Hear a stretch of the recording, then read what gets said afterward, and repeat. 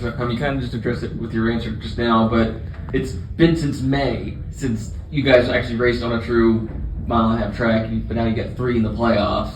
So given how much time has passed, you said you just made some gains, just how good do you feel about what you guys could do at those tracks with your program?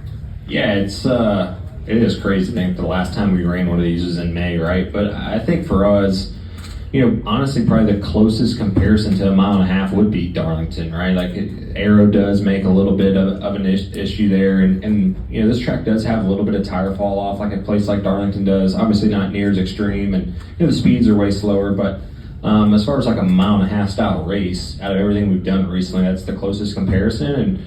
And I thought from where we were in April or whenever it was we raced Darlington the first time to where we are, last time we went there was quite a bit different. So I think if we can just make our program kind of make that same jump, then it should be way better.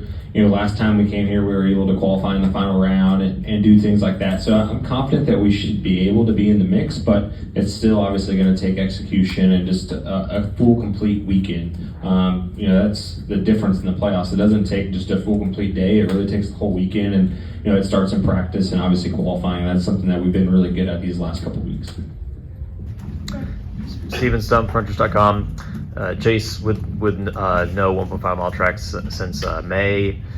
That was all, Ford wasn't good at them, early in the season, but that was also before Ford went on its really huge super run with winning a bunch of races. So when you guys look at the results of those races, are those ones you can kind of just throw out the window knowing that it's not going to be the same as, what's going to happen this week? Yeah, I mean, I definitely don't think you can look at the manufacturer performance and say just because you were bad in May or whatever that you're going to be bad now. I think if you're good, it's a little bit easier to say like, hey, we were like Toyota, for example, right? They've always been super, super fast every time they come here, and I'm sure it'll be the same. But for us, I feel like as not even an OEM, but even just as a team, like where the Fords have came from where they were in May is totally different. And even as a race team, I feel like we're totally different teams. So yeah, I don't think you can really read into the results of what we did in April, May, just because stuff changes so much. I mean, even a month and a half ago, guys that were running good aren't running now, and vice versa. So this the sport is constantly evolving, constantly changing, and yeah, I definitely don't think you can read a whole lot into just because you were bad in May, you're going to be bad now. Thank you. Yeah. Steven Stumpf of Frontstretch.com here. Come back for more great racing videos, and if you like us, don't forget to hit that subscribe button.